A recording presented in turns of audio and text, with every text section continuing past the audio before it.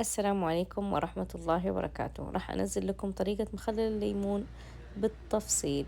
عندي هنا حبات الليمون، عندي هنا ثلاث أو أربع جزرات متوسطة بشرتها على الجهة الناعمة، وعندي بهارات الحشوة عبارة عن كركم، وعبارة عن ملح خشن، وعبارة عن حبة البركة، والسر في الكمون.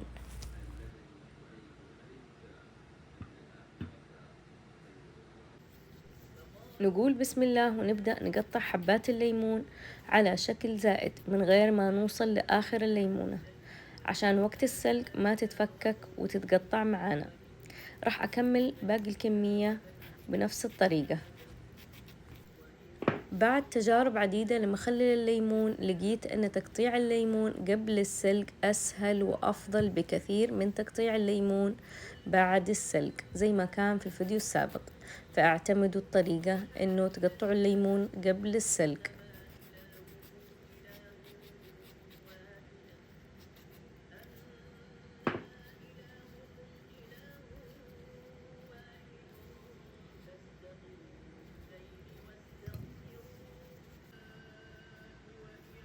حيكون تقطيع الليمونة بهذه الطريقة. راح اخذ العرض فيها واقطع على شكل زائد ومن غير ما اوصل لاخر الليمونة، عشان زي ما قلت ما تتقطع معانا وقت السلق.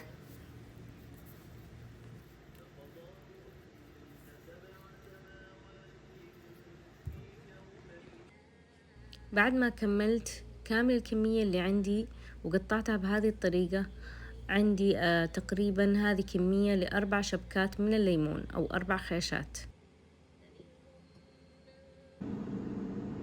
راح أحط الليمون على النار وأحط عليها الموية المغلية وأخلي النار متوسطة لحد ما تستوي.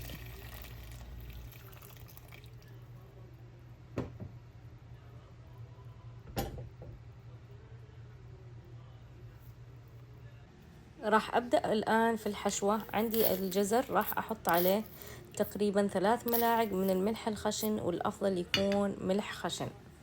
وراح أحط 1.5 ملعقة من حبة البركة، أو الملعقة حتكون الملعقة الصغيرة اللي هي ملعقة الشاهي. وسر اللذاذة في المخلل الليمون هو الكمون، تكون نوعيته كويسة ويكون طعمه وريحته قوية. راح أحط 1.5 ملعقة من الكمون، وراح أحط 1.5 ملعقة من الكركم المطحون. راح أخلط كل المكونات اللي عندي مع الجزر، وأحاول إني أفتت حبات الملح عشان تمتزج مع الجزر. ولا تخافون من كمية الملح، لأنه المخلل يحتاج له ملح كثير، فما راح يكون طعمه قوي. راح أخلطها، والأفضل إني أكون لابسة جلافز لأن الكركم راح يصبغ في اليد.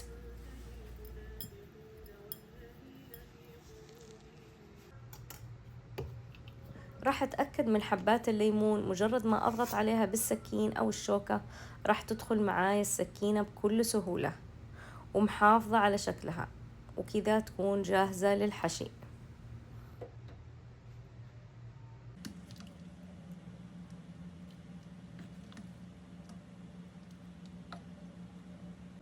تخلصت من الموية الحارة ورشيت عليها مرة ومرتين من الموية العادية، وصفيتها وأبدأ أحشيها. راح آخذ حبة الليمون وأحاول أفتح الوسط، مو شرط إني أفتحها بشكل زائد، أفتح الوسط وأدخل فيها شوية من الحشوة اللي هي من الجزر اللي عليها البهارات اللي حطيناها.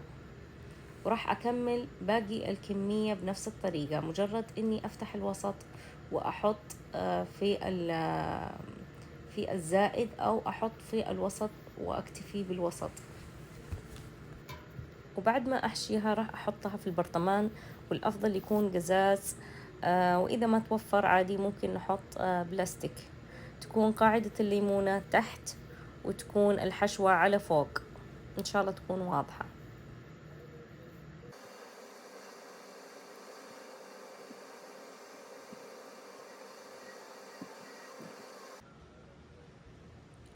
هنا بعد ما حشيت كامل الكمية جت لي برطمان كبير ونص، وحطيت الحبات الصغيرة في البرطمان الصغير، وراح أحط عندي عصير حبتين ليمون ونص فنجال من الخل الأبيض. وإذا ما أتوفر أو ما حبينا نحط ليمون نكتفي بالخل الأبيض هو الأساسي. وراح أحط من نفس البهارات اللي حطيتها مع الجزر، تقريبا ملعقة من الكركم، وبقية الملح اللي عندي تقريبا ملعقة ونص. وراح أزود كمان ملح خشن، وراح أحط كل حبة البركة اللي باقية تقريبا ملعقة إلى ملعقتين. وراح أحط الكمون، وهو زي ما قلت السر في مخلل الليمون. راح أخلطها وأخليها على جنب عشان أوزعها في كل البرطمانات. الآن أعبي كل البرطمانات بالموية العادية، تقريبا النص، وبعدين أوزع من الليمون هذا على كل البرطمانات. الموية موية عادية وليست مغلية.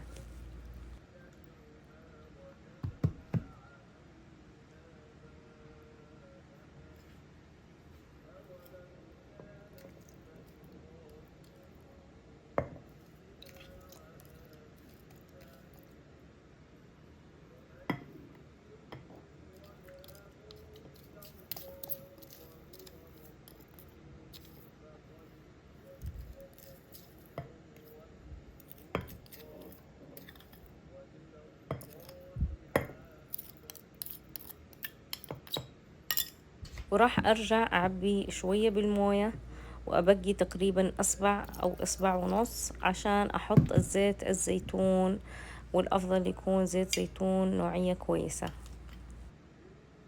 مهم وأساسي إن نغمر الليمون بالموية وبعدين نغطيه بزيت الزيتون، ونضغطه بالملعقة شوية على جوا. حسيت كمية الملح شوية قليلة فزودت في كل البرطمانات شوية من الملح الخشن. حبيت أنوه إنه ضروري إنه نضغط حبات الليمون وندخلها على جوا، وتكون الموية مغطيتها بالتمام، وزيت الزيتون في الوجه. نغطيها بالسلوفان اللي هو النايلون تبع الأكل، ونتركها على سطح الرخامة لمدة 7 أيام.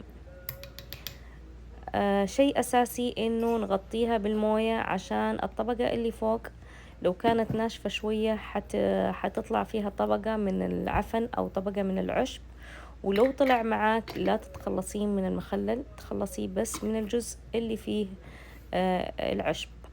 فغطيت الطبقات كلها بالسلوفان، وأحاول إني أقلب القارورة عشان تمتزج كل البهارات والملح مع حبات الليمون.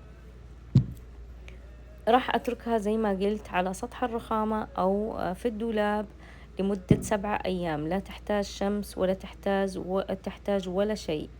راح أتركها ل7 أيام.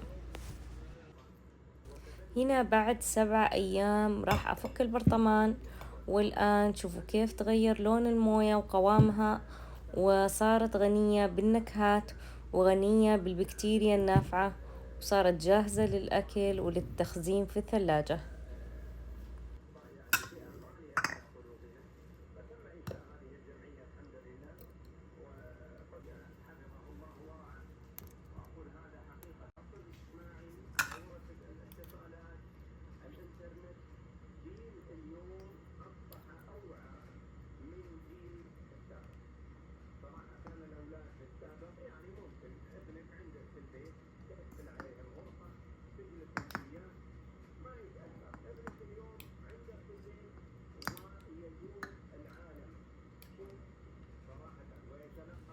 وكذا ما شاء الله تبارك الله صار عندي مخلل ليمون جاهز، جدا لذيذ. لا تفوتكم الطريقة، جربوا وادعوا لي.